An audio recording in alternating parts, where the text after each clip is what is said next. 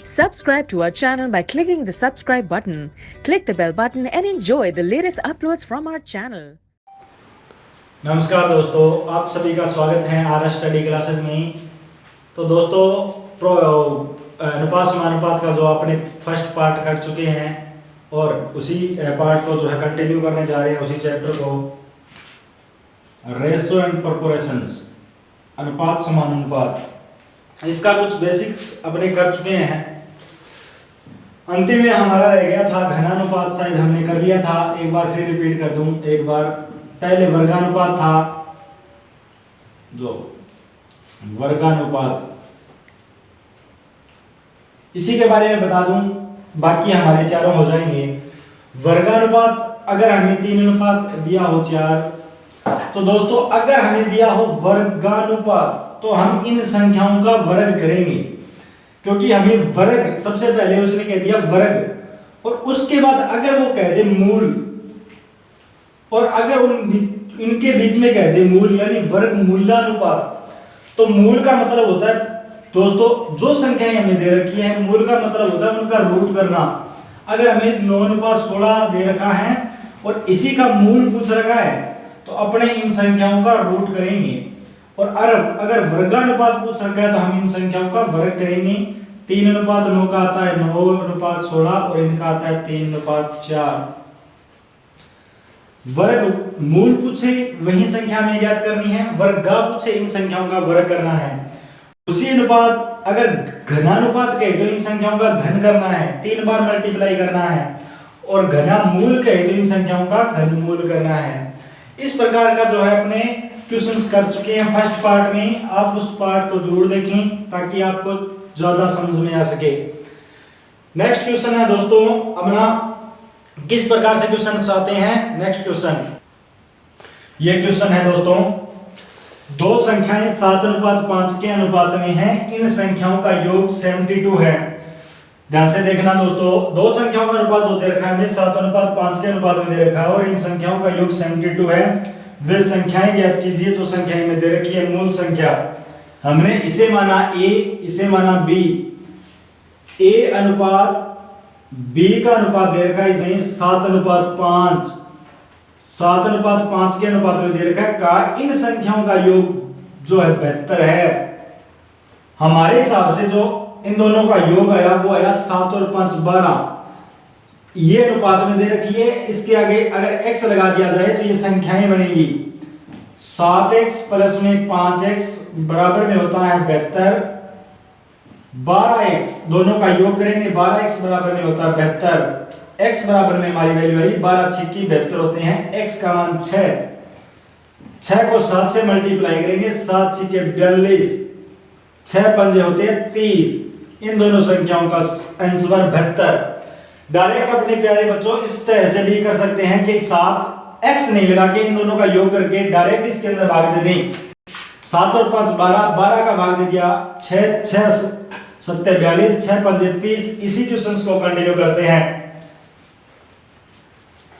देखिए दोस्तों, इसी प्रकार से अगर हमें दिया हो 7:5 के अनुपात में, अब तो इसने योग दिया है, अगर इन दोनों का अंतर दे दिया जाए इसकी जगह, कहते भी दोनों संख्याओं का जो अंतर है वो है हमारे पास 8, तो ये जो दोनों संख्याएं हैं वो ज्ञात कीजिए। तो दोस्तों ये किस प्रकार से होगा, 7:5 के अनुपात में अगर दो संख्याएं दे रखी हैं तो हमने उसके अंदर क्या किया था, दोनों का योग किया था। यहाँ पे योग दे रखा था, यहाँ योग की जगह क्या दे रखा है, अंतर दे रखा है, अंतर दे रखा है 8। हम क्या देखेंगे कि इनका अंतर कितना है हमारे हिसाब से, तो 7:5 का अनुपात का जो अंतर है हमारे हिसाब से वो 2 है। क्वेश्चन के हिसाब से जो अंतर है वो 8 है। एक की वैल्यू आएगी दोस्तों 4, 7 चौके 28, 5 चौके 20। आप इसी प्रकार से इन क्वेश्चंस को कर सकते हैं। एक की वैल्यू हमें निकालनी होगी, जो इनका योग दे रखा है उस योग का, अगर यहाँ योग दे रखा है उसके अंदर भाग देना है। यहाँ पे जो अनुपात दे रखा है यहाँ पे हमें अंतर दे रखा है, तो इन दोनों का अंतर जो निकालेंगे उसका इसके अंदर भाग देना है। एक की वैल्यू जो आएगी इस अनुपात के अंदर जो है मल्टीप्लाई कर देना है, वो संख्याएं ज्ञात होगी। दोस्तों इसी प्रकार से ये क्वेश्चन और पूछा जाता है। यहाँ पे दे दिया जाए कि इन दोनों संख्याओं का जो गुना है गुणा, दोनों संख्याओं का अगर गुणा कर दिया जाए तो गुणा कर दिया जाए तो हमारे पास आएगा दोनों संख्याओं का गुणा कर दिया जाए तो हमारे पास 105 आएगा। इस प्रकार से भी मान सकते हैं दोनों संख्याओं का अगर मल्टीप्लाई कर दिया जाए तो 105 आएगा। तो वो संख्याएं क्या है? तो दोस्तों 105 को भी ले सकते हैं, यानी इन दोनों संख्याओं का मल्टीप्लाई होना चाहिए। देखिए अपने हिसाब से इन दोनों संख्याओं का मल्टीप्लाई करना है। सबसे पहले एडिशन दिया था तो एडिशन किया था हमने, उसके बाद जो है माइनस दिया था यानी अंतर दिया था, हमने अंतर किया था। उसके बाद अब गुणा कह रहा है तो इन दोनों संख्याओं का गुणा करना है हमें। 7:5 का अनुपात का जो मल्टीप्लाई है वो है 105। हमें ये दोनों संख्याएं याद करनी है। हमारे हिसाब से अगर दोनों संख्याओं को माना जाए तो ये हमारे पास होगी 35। दोनों संख्याओं को मल्टीप्लाई किया जाए तो ये हमारे पास होगी 35। 35 की वैल्यू जो आएगी ये आएगी हमारे पास 105। एक की वैल्यू आएगी दोस्तों 3। एक की वैल्यू दोस्तों 3 आएगी। लेकिन एक चीज ध्यान में रखिएगा, जब ये संख्याएं आती है हम दोनों संख्याओं को मल्टीप्लाई करते हैं तो 7x यहां पे लिखते हैं, मल्टीप्लाई में 5x यहां पे लिखते हैं, क्योंकि ये क्वेश्चन ज्यादातर बैंक में पूछे जाते हैं। इसी प्रकार के क्वेश्चन आते हैं दोस्तों। 105 दे रखा है, जब इन दोनों संख्याओं का मल्टीप्लाई करते हैं तो ये आएगा हमारे पास 35x स्क्वायर बराबर आएगा 105। इसको इससे भाग दिया जाए तो ये x स्क्वायर की वैल्यू आएगी अपने पास 3। x स्क्वायर की वैल्यू आएगी अपने पास 3 और x की वैल्यू आएगी √3, यानी 1x की वैल्यू हमारे पास √3 आई है दोस्तों। तो 7x की वैल्यू आएगी 7√3 और ये संख्या आएगी अपने पास 5√3। इन संख्याओं का अगर मान पूछा जाए इसी प्रकार से अपने मल्टीप्लाई करके देखते हैं 105 आता है या नहीं, क्योंकि ये क्वेश्चन ज्यादातर बैंक में पूछे जाते हैं जो आसान नहीं होते। 105 देखते हैं, निकालते हैं। इन दोनों को मल्टीप्लाई किया हमने, 7 और 5 को मल्टीप्लाई किया, ये आया अपने पास 35। और दोस्तों जब रूट की संख्याओं का आपस में मल्टीप्लाई किया जाता है, √3 को मल्टीप्लाई किया जाता है √3 से, तो रूट से रूट हट जाता है और 3 रह जाता है। तो 3 का मल्टीप्लाई 35 के साथ करने पे हमारा आंसर 105 आएगा, यानी ये आंसर 7√3 5√3। इस प्रकार के क्वेश्चन आते हैं। आइए नेक्स्ट क्वेश्चन पर चलें। नेक्स्ट क्वेश्चंस किस प्रकार से आते हैं, आइए नेक्स्ट क्वेश्चंस पर चलें। नेक्स्ट क्वेश्चन हमारा इस प्रकार से रहेगा, दो संख्याएं 2:3 के अनुपात में हैं। यदि उनके घनों का अंतर जो 216 है तो वे संख्याएं क्या है? 1216 अंतर दे रखा है, नहीं 1216 जो इनका अंतर दे रखा है, तो वे संख्याएं क्या है? तो दोस्तों इसे किस प्रकार से करेंगे? इसे उसी प्रकार से करेंगे जब हमने अंतर किया था, लेकिन इसमें इतना फर्क है, अगर वर्ग दिया हो तो इन दोनों संख्याओं का वर्ग करेंगे, और अगर घन दे रखा है, हमें घन दे रखा है, घन का मतलब क्या होता है दोस्तों?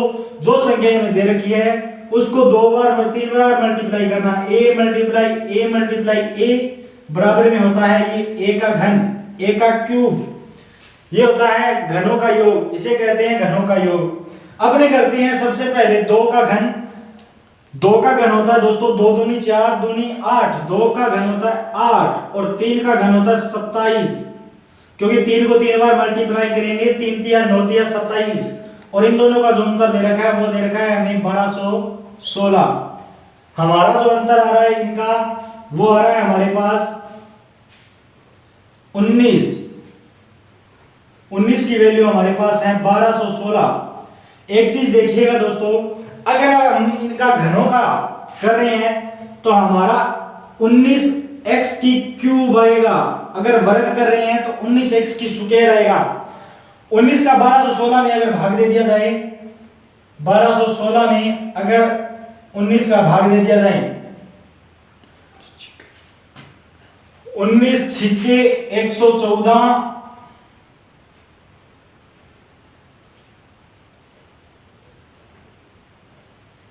ये बचा हमारे पास 7, 6, 19 चौके 76, यानी हमारे पास जो वैल्यू आई है वो x क्यूब की आई है। x क्यूब की वैल्यू आई है हमारे पास 64। 19 छिके 114, ये बचा 7, ये बचा 6, यहाँ पे क्या आएगा हमारे पास, ये यहाँ पे कांटा लगे इस प्रकार से 64 आएगा। x क्यूब की वैल्यू आई 64। अब देखना यहाँ पे x की वैल्यू क्या आएगी, x की वैल्यू आएगी 64 क्यूब। अगर यहाँ पे कोई चिन्ह नहीं होता तो हमेशा जो है हमारा अंडर रूट होता है, अंडर रूट इस प्रकार से होता है, तो यहाँ पे 2 छुपा होता है लेकिन इसके अंदर लिखा नहीं होता। अगर ये 3 यहाँ पे है तो एक चीज ध्यान में रखना दोस्तों, नेक्स्ट चीज देखना, अगर हमें x बराबर इस प्रकार से दे रखा है 64 और हमें दे रखा है इस प्रकार से, तो अगर यहाँ पे क्यूब रूट दे रखा है तो ये हमेशा क्यूब यहाँ से हटकर इसके वर्ग में आएगा, यानी इसकी क्यूब हो जाएगी, तो x की यहाँ पे क्यूब 64 की क्यूब हो जाएगी। अगर हमें यहाँ पे क्यूब दे रखा है तो ये क्यूब हमारी क्यूब यहां से हटकर इसके बटा में चली जाएगी। इसके बटा में चली जाने के बाद ये 1/3 होगी यहाँ पे, और 1/3 का मतलब होता है इसका क्यूब रूट। इसका क्यूब रूट करेंगे, 64 का क्यूब रूट होता है 4, यानी वो संख्याएं हमारी 4 हैं। 4 दूनी 8, 4 तिये 12, इन दोनों संख्याओं का जो घनों का योग अंतर है वो हमारा आएगा 1216। आप इसे करके भी देख सकते हैं। इस प्रकार के क्वेश्चंस आते हैं, और इसी के अंदर कुछ एक वर्गों का क्वेश्चंस भी आता है। पहले 2 और 3 को ही लेते हैं, 2 और 3 को ही लेते हैं। इनके वर्गों के अंतर की बात की जाए, इनके वर्गों की अंतर की बात की जाए तो वो हमारे पास जो है वर्गों के अंतर की बात की जाए तो वो हमारे पास आएगा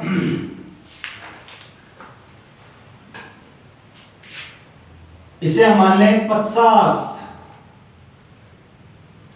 25 ही मान लें दोस्तों, 25 मान लें। हमारा जो आंसर है इस प्रकार से आने वाला है, ये कहे हमें 25 4 x स्क्वायर, ये हमारे पास इसे 100 माना जाए। अगर 100 माना जाए, दो संख्याएं 2/3 के अनुपात में है, यदि इनके घनों का अंतर वर्गों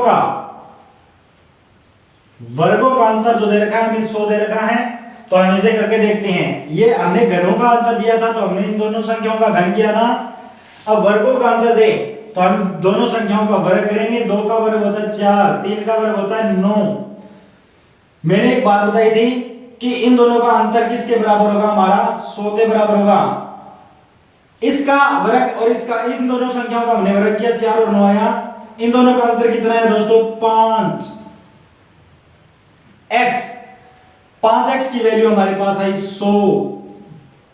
यहां पे वर्ग करना है तो यहां पे हमने वर्ग किया, 5x स्क्वायर की वैल्यू 100 आई, x स्क्वायर की वैल्यू 20 आएगी, और x की वैल्यू हमारे पास आएगी √20।